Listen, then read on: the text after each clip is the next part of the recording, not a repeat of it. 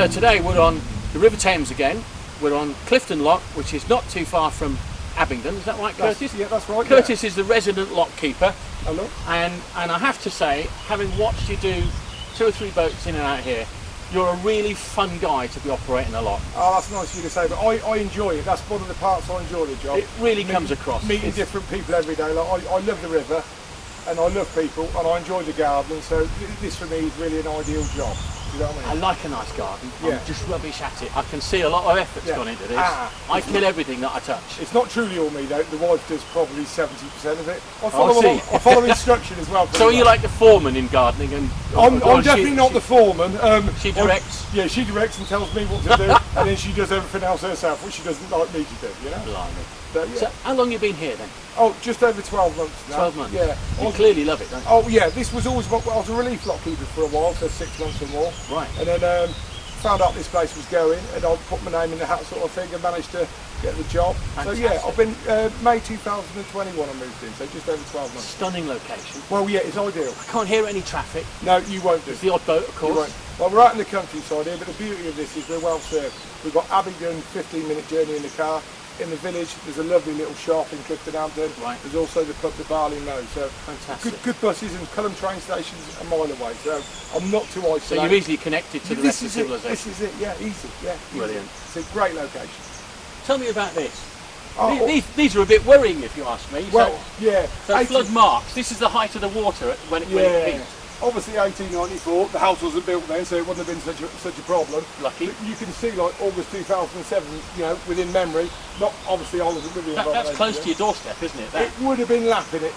You know, like the furniture would have been going upstairs at that point, I think. Definitely. Bells. So, but I think the flooding around here will probably get less because of the Oxford flood alleviation scheme going ahead.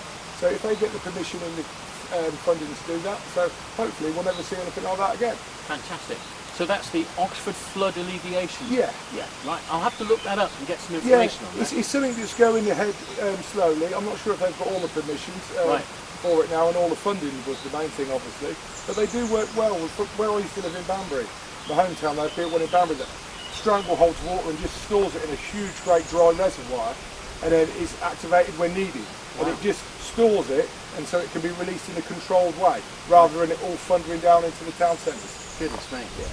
So I suppose the flooding is contributed by, you've got a lot of rivers running in around here, haven't you? You've got the River Thames, which runs right past near where I live, and several other rivers running in. So you've got contributes the Cherwell, goodness me. So you've got a big old collection of. Yeah, well, everything within the Thames Valley will end up in here at some point along the Thames. And we're a long way from the barrier. Oh yeah. That won't help us. No, not in the least. Absolutely fantastic. Kurt, it's been a pleasure talking to you. Oh no, pleasure. My pleasure. Fantastic. Lovely job. Above and below Clifton Lock there are mooring bollards. Priority is given to boats navigating the lock, and at the far end in both directions you can moor up for the night if you wish to. There is a small charge. Check with the lock keeper, in this case that would be Curtis. It's well worth it, avoiding the need for rond anchors and gangplanks at less suitable locations. Clifton Lock, like all locks downstream from Oxford and all the way to Teddington Lock in London, is a manned lock.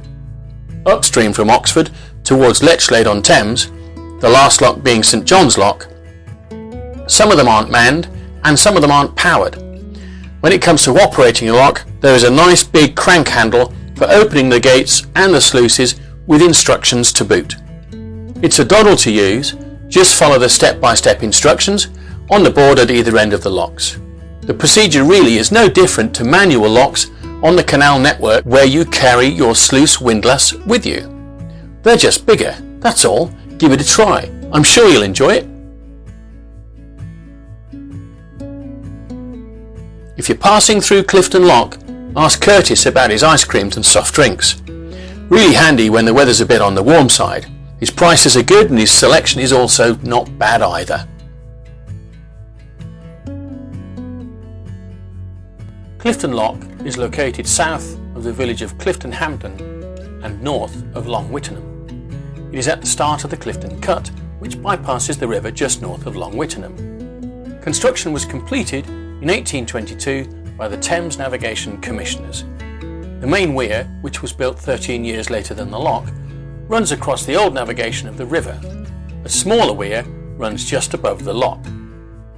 Clifton is one of the few lock sites on the non-tidal River Thames where there was not a weir and flash lock already in existence, although there was an important ferry in the area.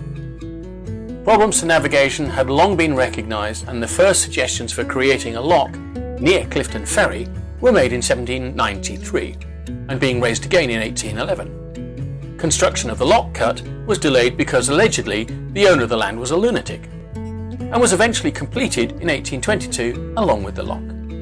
No weir was built at that time, giving rise to complaints. In 1826, the Lord Mayor of London visited Oxford by boat, and the city barge plus attendant boats were all detained at Clifton a considerable length of time. The weir was eventually erected on the old navigation in 1835. As a result, the towpath around the old navigation fell into disuse. It was enlarged by 1877 and a tumbling bay was created close to the lock. The lock cut bridges were all rebuilt in 1884.